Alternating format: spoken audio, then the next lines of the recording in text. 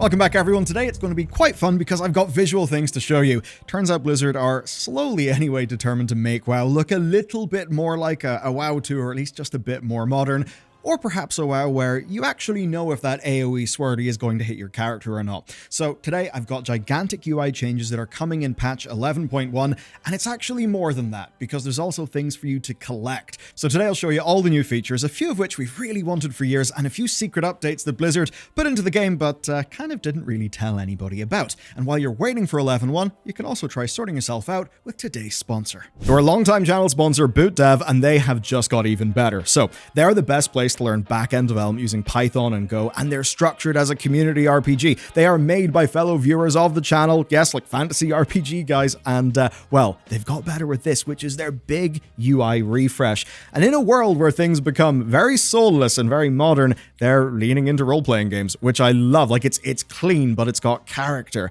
And they're keeping on doing that. As an example, another new feature is called Spellbook, and it is so cool. As you're progressing through your different modules, you unlock new Spellbook pages. They're all fully searchable, they're full of concept explainers, documentation, code examples, and you can access it all with just a simple press of a hotkey, and it all unlocks as you progress, which is really cool for learning. And it's what I love about their platform, where it's designed as basically a journey and an experience, not just a product, which I think is killer for learning. Now, their pathway is substantial. You're starting with the likes of your Python fundamentals, covering the likes of, say, Lua as well. You've got example projects like a server client, Pokedex, and that goes through to everything you need on the job, as well as things around that. As an example, they've got a full module on actually getting a job in the tech industry. So it is brilliantly done, and you can kind of tell why there's character. It's led by two brothers. Big corporations just can't really make an experience with heart like this. It's pretty damn amazing. So you can check them out today at boot.dev/Bellular. When you go there, you'll get 25% off your first purchase. I'd go annual for the biggest saving, and if it's not for you, well, they've got a no questions asked 30-day refund period, and you can browse their materials and their demos for free. Our first feature is absolutely lovely. It is unlockable and customizable Warband screens, and Blizzard have implemented this in a far better way than I expected. So, campsites are now a new type of collectible in World of Warcraft. Here's the new UI for them. Like, you can see them in the collections pane alongside like your mounts, your toys, and all that stuff. And this alone shows that this is not some sort of throwaway feature, right? This is something they'll add to continually. It's there in the UI. Right now, they've added 4 new ones. Of course, we already have 1, so it's a total of 5, but there's clear evidence that more are planned when you look at the UI. That's because the UI is built to have multiple different pages, it's got toggles to hide unowned ones, and it's got a favorites toggle, which will become relevant later. As for what you can get in this patch, well, there are 4, right? So they're adding one from the Onaran Plains, Nightfall Sanctum, Freywood Village, and then the Galagio's Grand Gallery. And here's how they're unlocked. So to start with, the Onaran Plains one is going to be available as soon as you log in. Everyone gets that for free, but the other 3 are rewards for doing things in-game. So Nightfall Sanctum is for completing Delver's Journey in Season 2. That's the reward track, so that's going to mean doing quite a few bountiful delves. Then the Freywood Village one is a reward from the All That Kaz achievement, which is basically an achievement for doing a ton of content in base War Within, and that means you can progress on this one today. You'll either be very close to this on patch launch, or you might actually already have it, and if you want to start now, the main thing to do is just to max out your renowns. That's really the only part of that that's just going to take lots of raw time. And finally, we've got the Galagio one. So this is from an achievement called Going Goblin Mode. The good news is it's, yes, it is a meta achievement, but it's a mini one. So the good news is it's not completely insane. It's completely doable within, I would say, around an hour of your time on launch day. You just go around the zone and do and see a bunch of things. It's fairly simple. So do that and you will have yourself that login screen. Now, the future potential of this is fairly obvious, but there's also an obvious problem. What good would it be to have 30 login screens when you can only choose 1?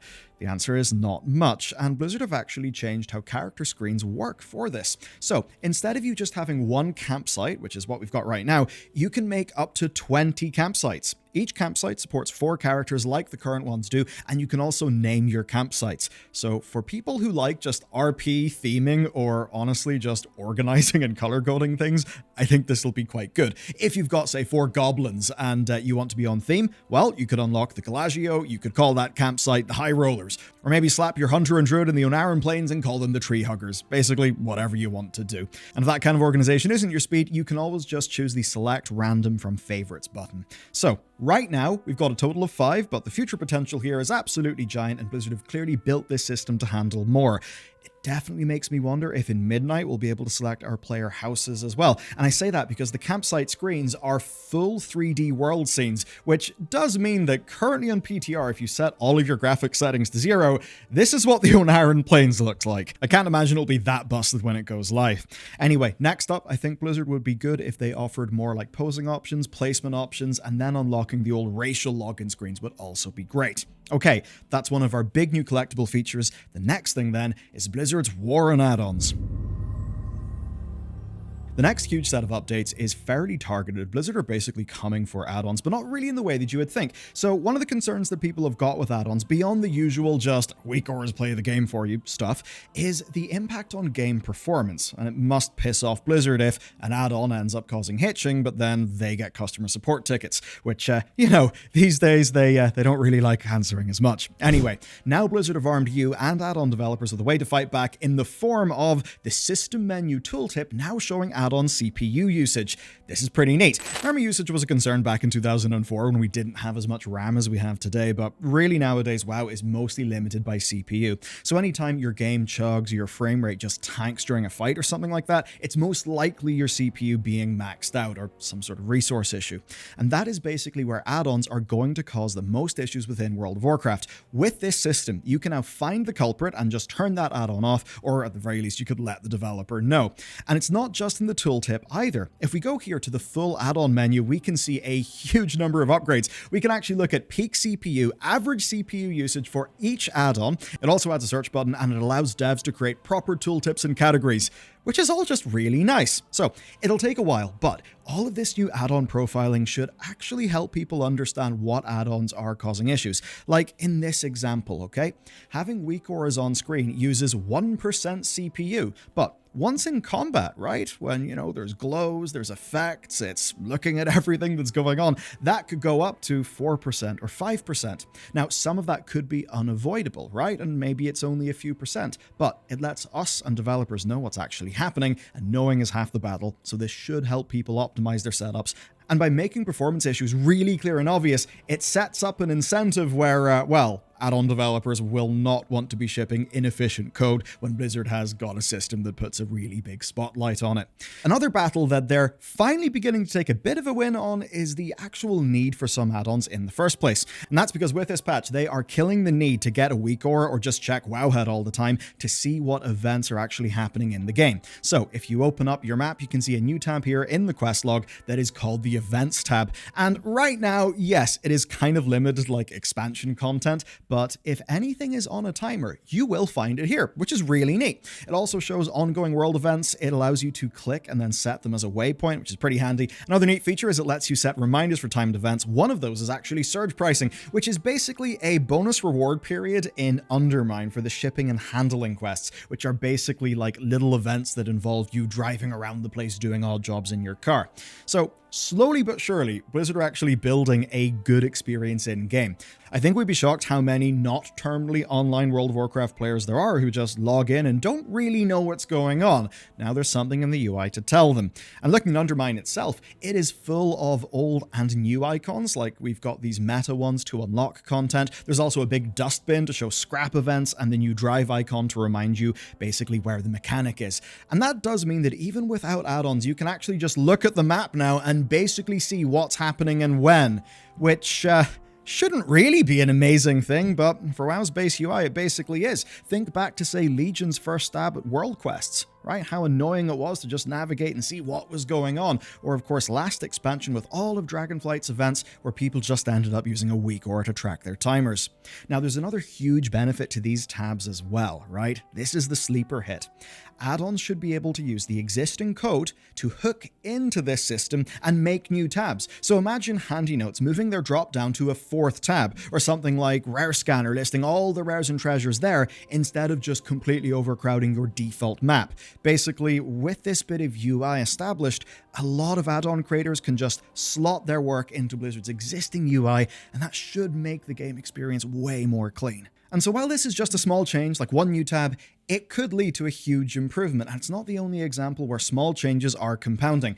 This isn't exactly UI, but it is a massive update to what's on your screen. The days finally came. Blizzard have put swirlies in World of Warcraft that are actually clearly readable, where you know where the ability will or will not hit you. Thank God. So these are in the new raid, they're in the Season 2 dungeons, and they're in the dells. And talk about an upgrade. They have got a thin, clear outline. They are solid circles with just enough transparency to be obvious, but not so much that it obscures the ground below. I think it's brilliant, and yeah, it might take a little bit of getting used to, but from a usability, like gameplay perspective, these are a humongous improvement over what we last had. And going through the new dungeon as well, you can see that they've done a fairly good job. And it's not just with these, it's with everything else that basically signifies to the player what the hell is going on.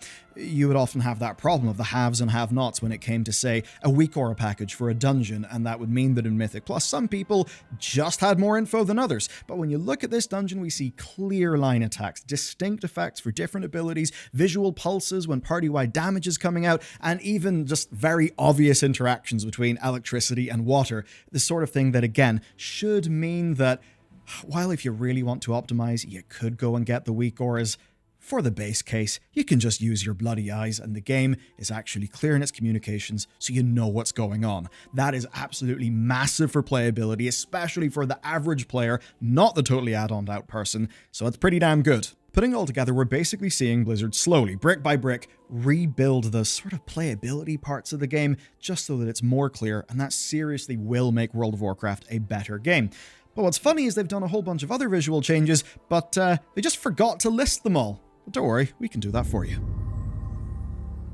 Shaman see the biggest visual changes here, and look, this is the new lightning bolt. It is basically a sort of traveling, like, lump of lightning. Some people really like that. Other people prefer the older style where it's, you know, like an instantaneous bolt of lightning. Anyway, so that is changed. People are a bit torn, but what is undeniably amazing looking is this, which is the new crash lightning effect. The new fire nova effect is also pretty much perfect. Then moving to Hunter, the marksmanship and pack leader changes are, yes, fantastic gameplay-wise, but they're also coming with a ton of visual updates. So Pack Leader actually summoning in new high-res beast models basically looks great. It is super flavorful. And for marksmanship, your spotting eagle, which is like the sort of replacement for a pet that you can opt for, it just looks really cool, especially when you're popping Bloodlust with it. So that's really nice. Death Knights have also got some secret updates as well. Take a look at this. This is Unholy's new Defile and Morgraine's Death and Decay, which have both been updated to be more noticeable. Even Warriors are getting an update here. Enrage and Spell Effect each have got a fresh icon, and Priests Evangelism is getting a bit of a touch-up to just be a bit more obvious. So big picture, you can definitely tell World of Warcraft is a 20-year-old game in some ways. Of course, the PTR is not yet over, so there could be more additions, there could be some changes to what you've seen here. Overall, though, I'd say that this is World of Warcraft looking far, far less like it's a 20-year-old game. So I guess I'd put it to you. What is just glaringly out of date to you? Because we're almost starting to run out of like foundational complaints. I'm keen to see what they do next. But anyway, if you want to see what else they're bringing in patch 11.1, check out this video because raids are changing forever. Blizzard are really close to making, I think anyway, a massive mistake with it. But if they get this right, if they get it right, man, it will be healthy for raids. Check it out next.